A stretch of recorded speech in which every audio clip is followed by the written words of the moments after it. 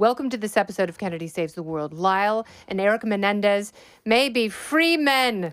One of them is still hairless, but their case has captivated a nation once again. In 1989, they shot their parents dead in cold blood with shotguns, and then they went on a massive spending spree. Their first trial was a deadlocked mistrial. The second one saw the brothers convicted for life with no possibility of parole. But now touchy-feely Los Angeles District Attorney George Gascon wants the boys to go free because Hollywood has spoken. Here now is Paul Mauro. Paul, you were an NYPD commissioner. Inspector. That's what I said. For a long time. You're also a lawyer. I am. That's a very busy and prolific life in the shadow of the law. Thank you. I appreciate that. Obviously, there's been the Ryan Murphy Netflix sort of fictional scripted series, I should say, about them, which first the Menendez family sort of disavowed, but it created so much interest. Then there was another documentary that also included one of the members of Menudo, which was a famous Latino boy band with rotating members, including Ricky Martin. And one of the members said that the Menendez father, Jose, sexually abused him when he was a child. So now the world is kind of rethinking this aspect of the criminal justice spectrum. And many people are saying to themselves, well, maybe the Menendez brothers have been in prison long enough. It's been, 35 years? Yeah. So will they go free? They probably will, if I had to guess, because there just seems to be this groundswell of sort of TikTok populism that's behind them. You know, they have a lot of supporters who are less than acquainted with the facts. And so the DA is... who's up for re-election, and he's losing, and he's awful, I have to say. Like, even if this is a good decision... Yeah, he's a horrible person, and I question his motives. I agree, and it's not a good decision. It's a bad decision. Okay, tell me why. So there's a couple things. First of all, let's just do something really, really simple, which is let's split the two murders. Let's put Jose on one side and the mother on the other. That was my thinking. Like, I don't have a problem, people who feel vengeful and feel a need for justice for someone, especially their father, who has stolen their innocence and repeatedly raped and sexually abused them as children. I think that's awful, and there's a special place in hell, and I understand that hatred. But they also killed their mom. Right. And that's a much harder justification. And the circumstances of killing mother are horrific. Reportedly, they shot her a number of times. Then Lyle, that's the older of the boys, the one with the toupee, then had to go back outside where Eric was waiting in a getaway car and had more ammunition. He had to reload and go back in because the mother was crawling away for her life. Oh, God. And then blew her apart. Oof. And some of the testimony is that some of her wounds show that she was cowering at the time. So, but, I would even go back further in what we're talking about here and say, I would push back quite hard on the received wisdom that the father was a serial abuser. I mean, that has just been accepted as a basic fact in this entire thing in the current 2024 revisit. Well, it certainly should have been a part of the second trial. Like, and it was. There's no doubt about that. It was part of the second trial. That's the problem. When they revisit these things through a certain lens, facts that don't fit the narrative that they want to create go by the board. The evidence, there was evidence. He was allowed, that is, Eric particularly, was allowed to introduce the idea that he had been abused, and they did have witnesses that claimed that he had told them that. There was one particular witness.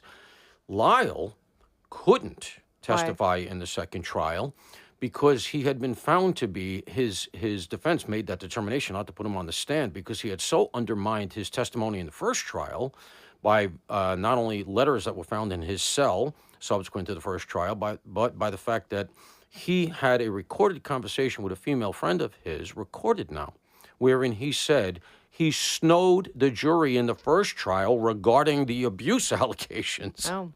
So he doesn't even go on the stand. And in fact, his defense, there are separate defense attorneys in the second trial, his defense attorney didn't even argue for an acquittal. In closing, he simply argued for manslaughter because he knew Lyle just scanned as so guilty here. So I would just start with the idea that Jose is not here to defend himself. Nobody is defending anybody who abuses children. Of course not. Let's get beyond that specious argument. Jose is not here to defend himself.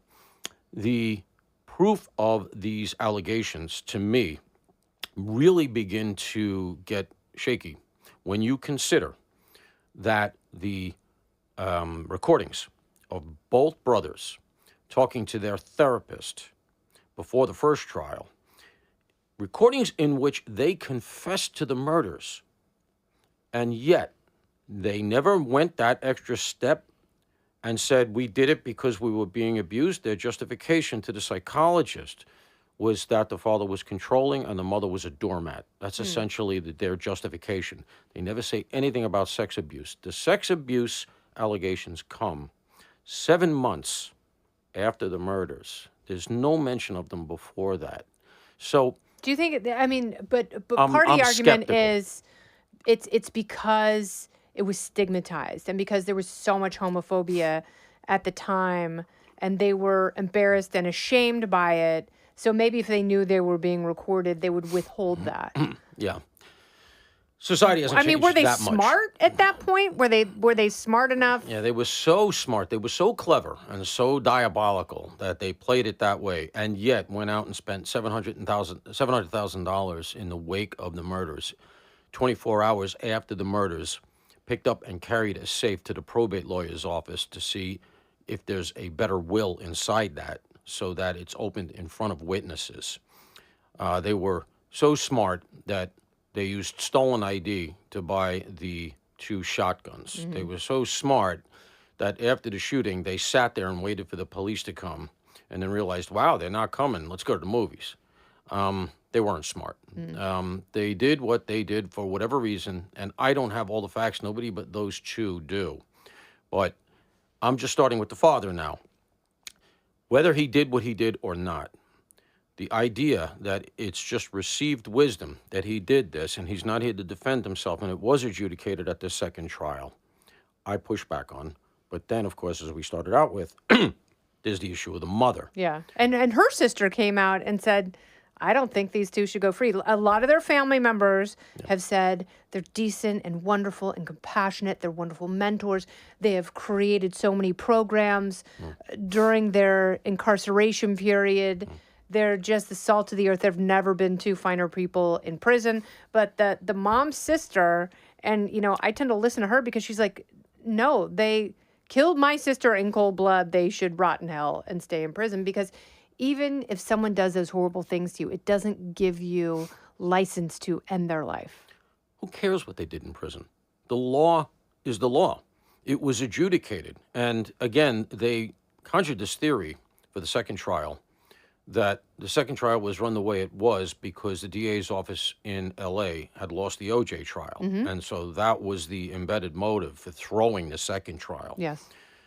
That would have had... And that was Gil Garcetti. That was Garcetti, and that was the second time around was an experienced judge who I think controlled the courtroom much better. And remember something, the second trial was not televised, and it was also tried jointly. That is, there was one jury for both of them, as opposed to the first time there were 2 separate juries. So in my estimation, the second trial was run more in conformity with the normal rules of criminal procedure, and I think that it was a just decision. Now, if in fact the evidence that has come out, which again, 35, 40 years later, we're just getting this letter from a cousin, and by the way, 2 cousins testified at trial, so I don't know where this letter has been. I don't know where this member of Menudo has been, and I am entirely sympathetic to anybody who's been subjected to this sort of thing. Yes. But let's remember something else. They told the psychologist that they killed the mother in the confessions that were recorded because they wanted to free her from the domination of the father. Then later at trial, it comes out that they killed the mother ostensibly because she validated the abuse. She turned away from it. She knew about it and didn't do anything about it, etc. It's a completely different view of the mother. But either way, that doesn't justify what then, by both theories, amounts to revenge. Yes. There was no imminent threat from the mother. So I think, actually, were I sitting where the judge is now, and I examine this new letter and maybe the testimony from the member of Menudo, I think, in an unfortunate metaphor, I split the baby. Yeah. And I say, relative to the father, I will resentence you, life in prison with parole, and that could be considered. But on the other hand, let's not bother, because relative to the mother, the original sentence stands. Nothing you've said or nothing you've presented mitigates that, and that's the end of it.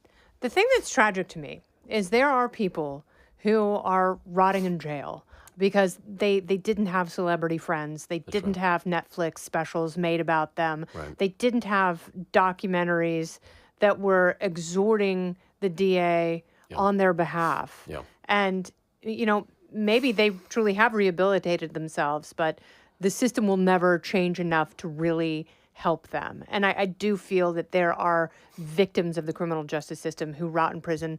And that's what Kim Kardashian claims, that, this is her new life's work. But because they don't have all this press coverage, the rules won't bend for them. Yeah. And that kind of breaks my heart. But I agree. Do we rethink the idea of rehabilitation? Like, is it possible after 35 years that you can be rehabilitated, that prison is not just punitive, it is not just a deterrent? Or do we go, well, those were the rules when they were sentenced, so right. So tough luck. That's a real fundamental issue of sort of criminal justice. There are like 3 or 4 different theories. There's the rehabilitative, there is retributionist. There is another real foundational theory, which some people ultimately subscribe to after being batted around by the system, which is just, we got to lock bad people away so they don't hurt more people. So, you're going to a very fundamental question. And personally, in light of the nature of the crimes, the fact that they appear, to my eyes, and I know, there's going to be, I've had these discussions with people, and, I've had some pretty severe pushback thrown at me because it's become quite popular. It's become a bit of a cause celeb to support these two.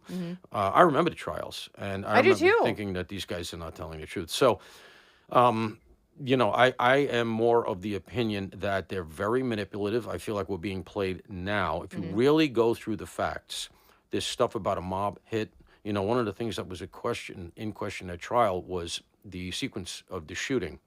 Because according to the prosecution now, they were killed while they were sitting down together on the sofa, the two of them, shot in the back of the head. The mother somehow survived, and as I said, the story goes that Lyle went back out, reloaded, and came back in. The shots to the legs, according to the prosecution, were post-mortem in order to signal that this was some kind of a mob hit, and that's what they had told. Okay. Because the father had all kinds of, had some business enemies. Yeah. This shows real planning. They stole the ID. They went and they bought the shotguns. It was really, really, there was a lot of intent. Yes. And in fact, premeditation. And premeditation. And that's why they got the life in prison without parole. They could have gotten the death penalty because they had the enhancement in the murder of lying in wait. Exactly. So it was really an ugly thing. And the idea that they have behaved in prison, and so we're going to let them out now, that goes to what you just said, a very fundamental point, which is, okay, do we decide that you've been rehabilitated and you're going to be a functional member of society? We'll let you out now? Or are we going to say what you did is so horrible, you deserve to die in jail? Yes. And the reason I go to the latter is that you cannot know the former. Okay, you can say, okay, you guys have been rehabilitated in jail, so we're going to let you out. Well, yeah. But you have to do that with everyone. I'm sorry. We don't know. Then you have to look at every individual case, even if it's not popular. That's right. And I'm not opposed to that. I used to be pro death penalty. I am no longer. I no longer support the death penalty. It's not because I don't wish bad guys to go to hell quickly. I do. I just don't trust the state to be right every time, and I don't think the government should be killing people. The argument for death penalty, the best argument for death penalty that I always float, is that it is the best bargaining chip to get to life in prison without parole. Because if you take that off and you say life in prison without parole or just life with parole, And then you get into the plea bargaining area. You ultimately end up at a manslaughter charge or a lower sentencing. And then somebody who almost certainly did it, because that's why you're charging so heavily, is going to get out. So I actually always said, look, at the end of the day, if you get the retributionist issue, keep the bargaining chip. Now, you'd like to think that that's going to be used judiciously, and you could still make an argument that keeping the bargaining chip is going to result in injustice.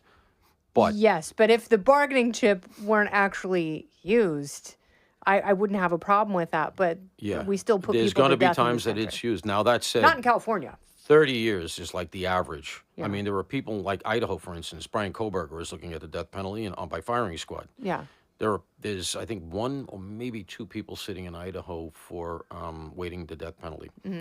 And there's so much litigation around the use of the injectable, the lethal injection, that everybody's in limbo, and that's why they went to the firing squad. If Koberger is guilty, now he'll be, there'll be appeals forever.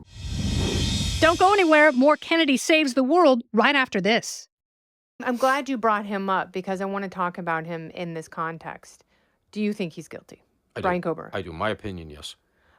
Do you think that he will stand trial? Yes.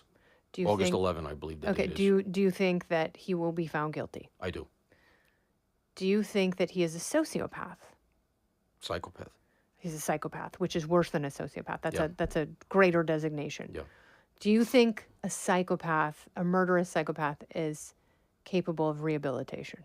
Probably not, no. I mean, not being a psychologist, but I would say in light of the fact that he was almost 30, kills the four of them for a very murky motive, no sexual assault or anything.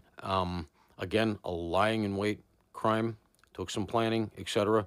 I have my theories on it. It's another podcast, but I think that that's a guy that needs to be locked away if he is indeed found guilty, and he remains innocent until proven guilty. You have to remember that. That is our system. The Menendez brothers have been proven guilty, so we can speak about them more freely. Koberger, I think, were he to be found guilty, should never see the light of day. Okay. Do you think that the Menendez brothers are psychopaths? I'm not psychologist enough to say to really based on your cop gut, fine distinction. I think that due to their youth, but they did plan it out. This is one of those things where I am going to probably say psychopath. That is somebody who is willing to, has absolutely no feeling, empathy, and right, and is willing to go to those lengths to do what they are convicted of having done. You really got to get into the weeds. So these things are very sanitized when we talk about them in documentaries and stuff. You'll say, oh yeah, and then they shot their two parents. And you really have to, one of the things that happened in the second trial is that right from the get-go, the prosecution introduced crime scene photos, which was wise because it showed the jury what these kids had done. Remember, the fact that they did it was never in question by the time they got to trial. It was just a justification as to why. That's actually the legal term. Yeah. We did it, but we were justified. Their defensive justification was in tremendous doubt from the get because there was no imminent danger. Yes. And you need that for justification. But the prosecution brought out these photos, and everybody on the jury looked at those and said, my God, you two guys did that? Yeah. What could be the justification? Oh, so I just want to ask a quick question about that because it feels like the OJ prosecution tried to do the same thing. Like they tried to shock the jury into a conviction by showing the crime scene photos, which are horrific. Yeah, I mean, they are unimaginable. I remember this, but it didn't have the same effect.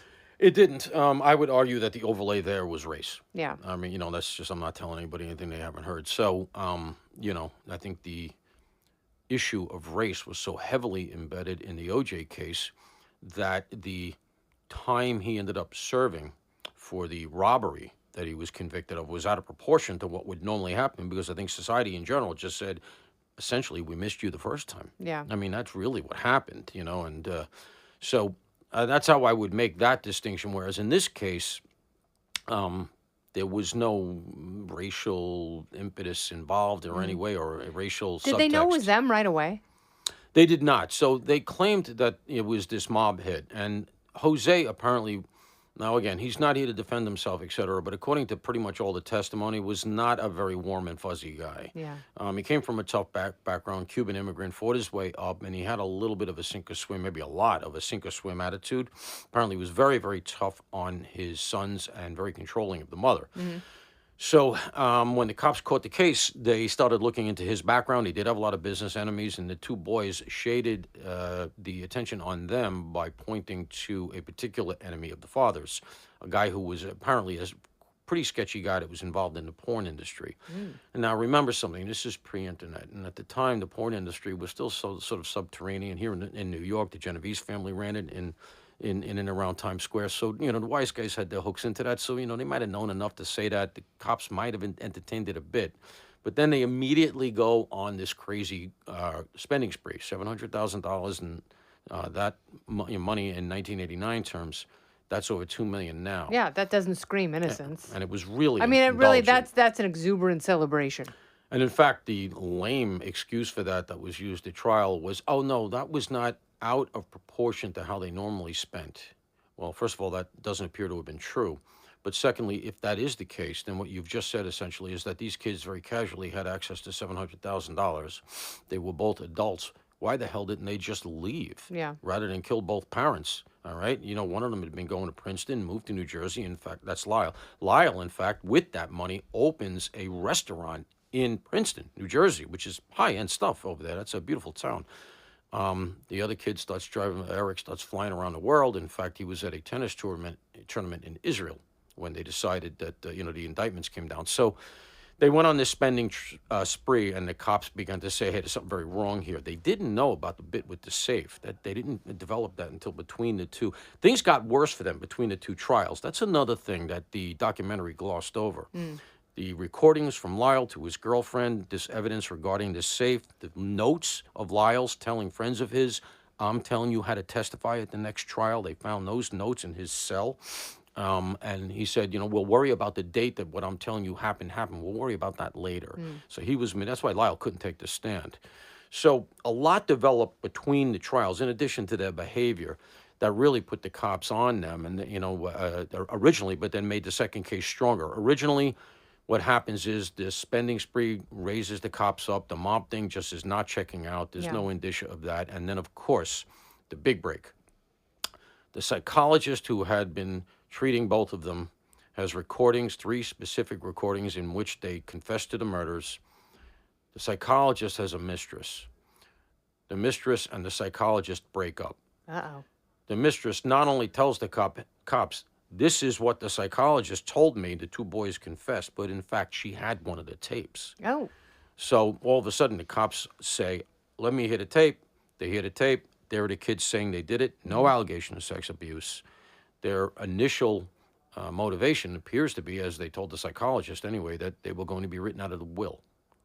And that the mother, again, was under the father's thumb, and they wanted to, quote-unquote, free her. Yeah. Wow. The plot thickens. Oof, it's too thick. And again, this is the kind of analysis that you don't get in TikTok 30 seconds or a minute. Yeah. Why wasn't the psychologist, why weren't those conversations privileged? Is there something about... Yeah. In fact, one of them ended up being. Okay. And in fact, it was one of the more dispositive ones. It involved Eric's complete confession. An interesting theory developed, and it worked.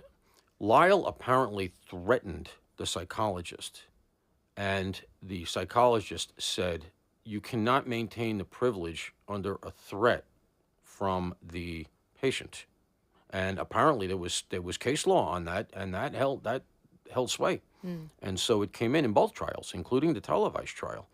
And that's how they got 2 of them in. And of course they were very weighty because they were post-murder, pre-arrest, and had nothing to do with the abuse stuff. And again, these are they felt comfortable enough with a psychologist to admit to the murders.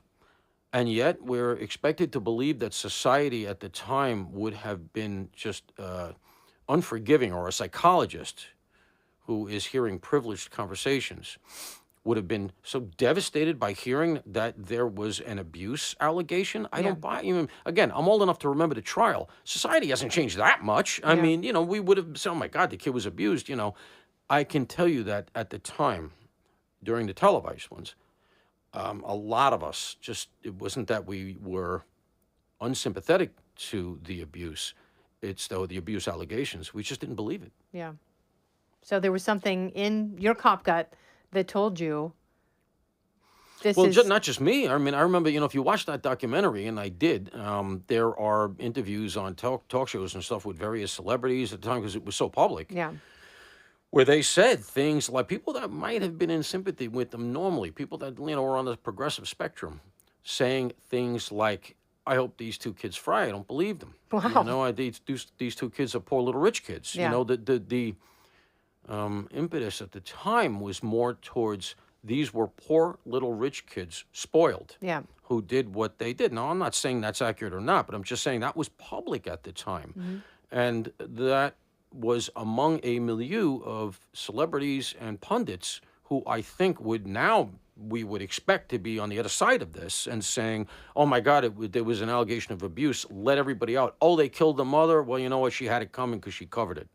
And that seems to be the argument. I had somebody the other day, a sentient human being. Yeah, her murder is very inconvenient for people who want a simple narrative because it's not. It's a tragic and complex case. And now I'm looking at it differently after our conversation. Thank you for that, Paul Mauro. You are quite welcome, Kennedy. And let's discuss Brian Kohberger soon because that case is also... That case is coming, yeah. It's fascinating and it's terrifying to know that there are people like that out there. There are, and it's the thing that's terrifying about him, just to close the loop here, is that the motive remains quite murky. Yeah. Everybody who has a theory has only that. Yeah. All right. Paul Mauro. Kennedy. This has been Kennedy Saves the World, saving you from the Menendez brothers, one Lyle and one Eric at a time. Goodbye. I'm Kennedy.